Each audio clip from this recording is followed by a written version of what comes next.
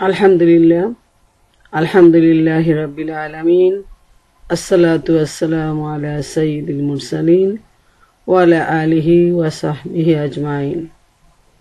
আমার প্রিয় মা ও বোনেরা, আসসালামু আলাইকুম ওয়া রাহমাতুল্লাহি ওয়া বারাকাতুহু। আজকে আমি আপনাদের সামনে একটি বিষয় নিয়ে আলোচনা পেশ করছি, যা আমাদের জীবনের জন্য অত্যন্ত গুরুত্বপূর্ণ। বিষয়টি হলো মৃত্যু আমাদের নিকটবর্তী, সেজন্য প্রস্তুতি প্রয়োজন। এ সম্পর্কে মহাগ্রন্থ আল কুরআনে আল্লাহ সুবহানাহু ওয়া তাআলা ইরশাদ করেন, কুল্লু নাফসুন যায়িকাতুল মউত, প্রতি সৃষ্টি মৃত্যুর স্বাদ গ্রহণ করবে। অতএব জন্ম মানেই মৃত্যু। এই মৃত্যুর সময়, মৃত্যুর নির্দিষ্ট জায়গা, কোথায় মৃত্যু হবে, কখন হবে, কিভাবে হবে, একমাত্র আল্লাহ সুবহানাহু ওয়া তাআলা ছাড়া আর কেউ তা জানে না। কিন্তু আমরা একথাটি নিশ্চিত যে জন্মের সাথেই আমাদের গলায় মৃত্যুর পরোয়ানা ঝুলিয়ে দেয়া হয়েছে। আল্লাহ সুবহানাহু ওয়া তাআলার হুকুম যখন হবে, তখন মালাকুল মউত এসে আমাদের সেই আত্মাটাকে ছিনিয়ে নিয়ে যাবে এবং এই জমিনে পড়ে থাকবে আমাদের যে বডিটা, লাশ হয়ে সেটা পড়ে থাকবে। কিন্তু ভালো মন্দ, সুখ দুঃখ, শাস্তি এবং পুরস্কারের ফয়সালা হবে সেই আত্মাটির সাথে। অতএব মৃত্যু নামক যে ব্যাধি আমাদের সাথে রয়েছে, সে ব্যাধিকে ছাড়িয়ে যাওয়ার কোনো উপায় আমাদের নেই। যেমন ছায়ার সাথে আমাদের নিবিড় সম্পর্ক, আমরা যেখানেই থাকবো সেখানেই আমাদের ছায়াটা থাকবে। এই ছায়া থেকে বিচ্ছিন্ন হওয়া কোনো অবস্থায় সম্ভব নয়। ঠিক সেভাবে আমাদের মৃত্যু আমাদের এত নিকটবর্তী যে এই মৃত্যু থেকে বিচ্ছিন্ন হওয়ার কোনো সুযোগ আমাদের নেই। তাই সব সময় মনে রাখা প্রয়োজন, মৃত্যু অবধারিত এবং মৃত্যুর সাথেই পরকালীন জীবনের যাত্রা শুরু, এবং সেই পরকালীন জীবনের জন্য আমরা কি প্রস্তুতি নিয়ে রেখেছি, এটাই আমাদের ভাবনার বিষয়।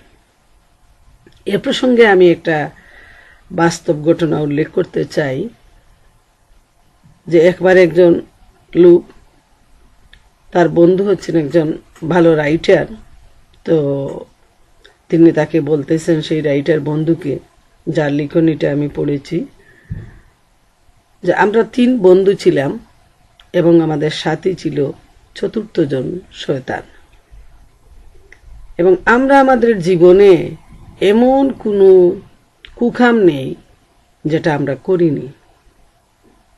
3 বন্ধু মিলে মেয়েদেরকে ফুসলিয়ে নিতাম এবং সমুদ্র তীরে, খামারে, ক্লাবে, হোটেলে, এইভাবে এক একটা জায়গা বাছাই করে নিয়ে যেতাম এবং আনন্দ ফুর্তি করে তাদেরকে ছেড়ে দিতাম। একবারের ঘটনা, আমরা 3 জন মিলে 3টা মেয়েকে নিয়েছি এবং নির্দিষ্ট জায়গায় পৌঁছে গেছি।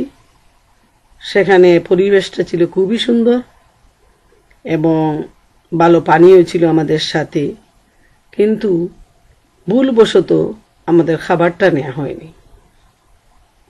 তাই আমাদের একজন বন্ধুকে খাবারের জন্য পাঠিয়ে দিলাম।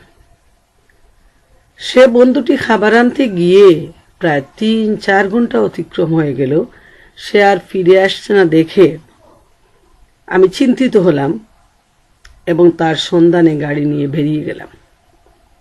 কিছুক্ষণ পথ অতিক্রম করার পর দেখি একটা রাস্তার পাশে গাড়িতে আগুন জ্বলছে। আমি দ্রুত সেখানে চলে গিয়ে দেখি সে গাড়িটা আমার বন্ধুর, এবং গাড়ি থামিয়ে আমি নিকটবর্তী হলাম এবং দেখলাম যে অত্যন্ত দুঃখজনকভাবে গাড়ির ভিতরে আমার সেই বন্ধুটি জ্বলতেছে। অনেক কষ্ট করে তাকে আমি গাড়ি থেকে বের করে নিয়ে আসলাম। এই পর্যন্ত তার অর্ধেক পুড়ে গেছে। তার অবস্থা এত কঠিন দেখে আমার চোখ দিয়ে জোর করে অশ্রু বইতে শুরু করলো। এই অবস্থায় আমার সে বন্ধুটি শুধু বলতে লাগলো, আমি তাকে কি জবাব দিব, আমি তাকে কি জবাব দিব। আমি বললাম, কে? তখন সেই বন্ধুটি বলল, আল্লাহ। তখন আমি অস্থির হয়ে গেলাম যে আমার বন্ধুর এই শেষ সময় এবং সে তার আল্লাহ তাআলার কাছে কি জবাব দিবে সেই চিন্তায় সে পেরেশান হয়ে আছে। এবং এ কথাটি বলতে বলতেই আমার বন্ধুটা এ দরার পৃথিবী থেকে বিদায় নিয়ে গেল। আমি ভুলতে পারি না, যখনই আমি বিছানায় ঘুমোতে যাই আমার সেই বন্ধুর সেই সময়কার স্মৃতি আমার মনে ভেসে উঠে। এইভাবে একদিন রাত জেগে জেগে সেই স্মৃতিটা মনে করে পুরো রাত কেটে গেল। হঠাৎ ফজরের আজান শুনতে পারলাম।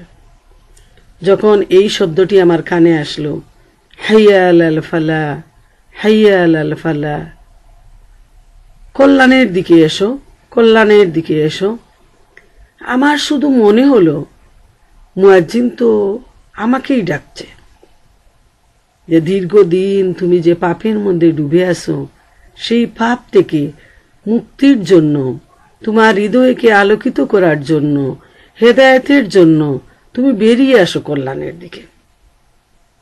আমি অস্থির হয়ে গেলাম।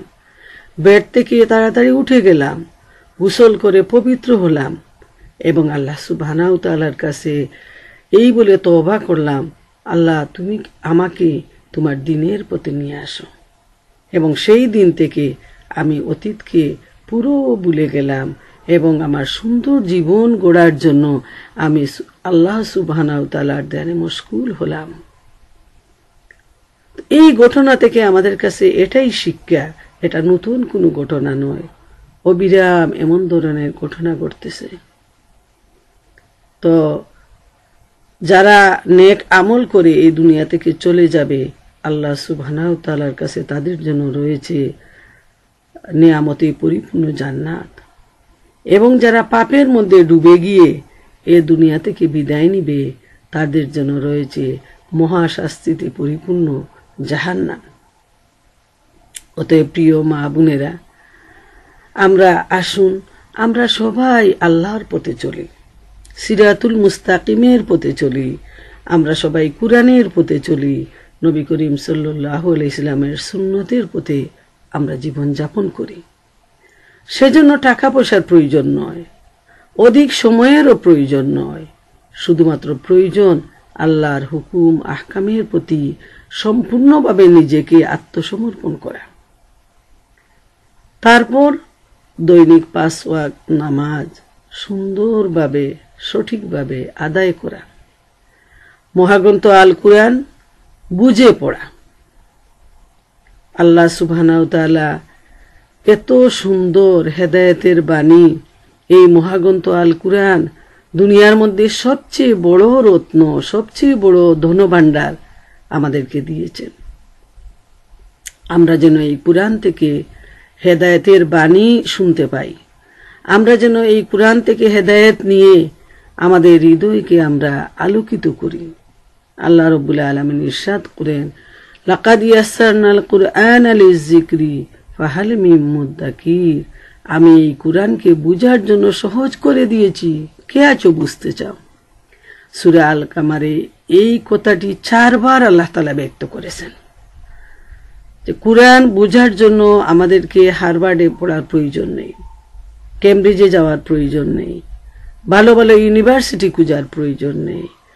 এই কুরআন এমন সহজভাবে আল্লাহ তাআলা দিয়েছেন, যার যার জ্ঞান অনুযায়ী সে সেই কুরআন থেকে তার চলার মতো হেদায়েত সে গ্রহণ করতে পারে। আর আমাদের নিজেদের জীবনকে সুন্দর করে গড়ে তোলার জন্য রাসূল করিম সাল্লাল্লাহু আলাইহি ইসলামের সুন্নত অনুসরণ করা আমাদের জন্য প্রয়োজন। তো আমরা যদি এই কুরআন থেকে হেদায়েত নিতে পারি, আমরা যদি মহাগ্রন্থ আল কুরআনকে বুঝে পড়ে সেটাকে আমরা নিজেদের জীবনে বাস্তবায়ন করতে পারি, নবী করিম সাল্লাল্লাহু আলাইহি ইসলামের সুন্নতের আদর্শ গ্রহণ করতে পারি, তাহলে ইনশাআল্লাহ তাআলা আমাদের জীবন হবে পবিত্র, আমাদের জীবন হবে পরিচ্ছন্ন, আমাদের জীবন হবে সুন্দর। আমরা যত বেশি কোরআনকে বুঝবো তত বেশি আমরা তাকওয়ার গুণ অবলম্বন করতে পারবো, আমরা মুত্তাকি হতে পারবো। মহাগ্রন্থ আল কুরআনে আল্লাহ সুবহানাহু ওয়া তাআলা বারবার ইরশাদ করেন, ইয়া আইয়ুহাল্লাযীনা আমানু তাকুল্লাহ। অন্যত্র আল্লাহ তাআলা ইরশাদ করেন, ইয়া আইয়ুহাল্লাযীনা আমানু তাকুল্লাহা হাক্কা তুকাতিহি ওয়া লা তামুতুন্না ইল্লা ওয়া আনতুম মুসলিমুন। তো আমরা দেখি যে বারবারই আল্লাহ তাআলাকে ভয় করার নির্দেশ আসছে, এবং যারা আল্লাহ তাআলাকে ভয় করে তাকওয়ার গুণ অবলম্বন করে তাদের সম্পর্কে আল্লাহ সুবহানাহু ওয়া তাআলা ইরশাদ করেন, তিলকাল জান্নাতুল্লাতী নুরিসু মিন ইবাদিনা মান কানা তাকিয়া। এই হলো সেই জান্নাত আমি যার উত্তরাধিকারী করব আমার বান্দাদের মধ্য থেকে মুত্তাকিদেরকে। সুবহানাল্লাহ, সুবহানাল্লাহ। এই আয়াতটিও কুরআনে বারবার ঘোষণা আসছে যে যারা তাকওয়ার গুণ অবলম্বন করবে তারাই হলো মুত্তাকি, এবং মুত্তাকিদের জন্যই রয়েছে শুভ পরিণাম, নিয়ামতে পরিপূর্ণ জান্নাত।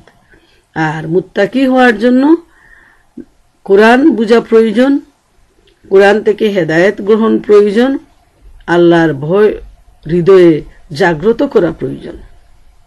যার মনে আল্লাহর ভয় জাগ্রত হবে সেই যাবতীয় পাপ থেকে বেঁচে থাকতে পারবে।